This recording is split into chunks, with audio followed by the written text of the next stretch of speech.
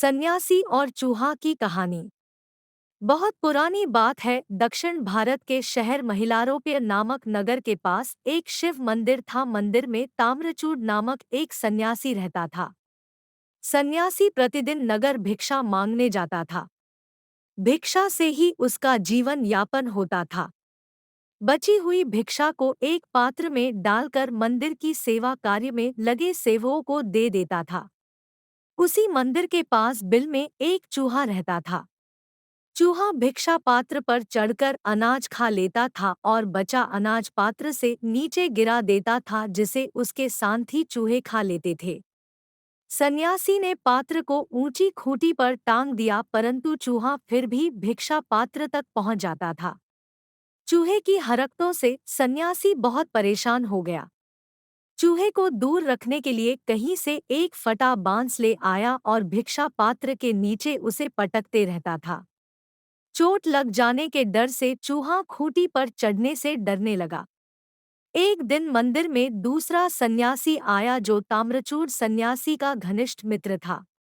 ताम्रचूड़ ने अतिथि सन्यासी का स्वागत किया। रात में जब दोनों खाना खाकर बातें कर रहे थे, तब ताम्रचूड़ फटे हुए बांस को बार बार जमीन पर पटक रहा था। अतिथि सन्यासी को लगा ताम्रचूड़ उसकी बातों पर ध्यान नहीं दे रहा और उसकी उनखी कर रहा है। अतिथि सन्यासी क्रोध में आकर बोला, ताम्रचूड़, मैं बहुत देर से देख रहा हूँ, तुम मेरी बातों पर ध्यान न देकर मेरा अपमान कर रहे हो। मैं अभी यहाँ से जा रहा हूँ। ताम्रचूड़ अतिथि सन्यासी को समझाते हुए बोला, मित्र, तुम जैसा समझ रहे हो वैसा कुछ नहीं है। यहाँ एक चूहा रहता है। वो मेरे अन्न पात्र से अनाज खा जाता है और बचे अनाज को नीचे गिरा देता है, जिसे दूसरे चूहे खा जाते हैं। मैंने अन्न पात्र को उससे बचाने के कई प्रयास किए, किंतु वह किसी न किसी तरह वहां पहुंच ही जाता है। इस बांध से मैं उसे भगाने का प्रयास करता हूँ। अतिथि सन्यासी ने कहा, क्या तुम्हें पता है उसका बिल कहाँ है? ताम्रचूड़ ने नहीं में उत्तर दिया। अतिथि सन्यासी बोला, कोई भी कार्य बिना वजह के नहीं होता। उस चूहे का बिल अवश्य ही किसी खजाने के ऊपर है। खजाने की गर्मी के कारण ही चूहा इतना उछल रहा है। अतिथि सन्यासी ने पूछा, क्या तुमने उस चूहे का बिल देखा है? अगर हम उसके बिल तक पहुंच गए तो उसके खजाने को निकाल देंगे, फिर चूहा चाह कर भी तुम्हारे भिक्षा पात्र तक नहीं पहुंच पाएगा। अगले दिन प्रातः होते ही दोनों चूहे के पैरों के निशा से उसके बिल तक पहुंच गए। चूहा सन्यासी को देखकर बिल से भाग गया। दोनों सन्यासियों ने बिल को खोदना शुरू किया। कुछ ही देर में चूहे के बिल से खजाना निकल आया।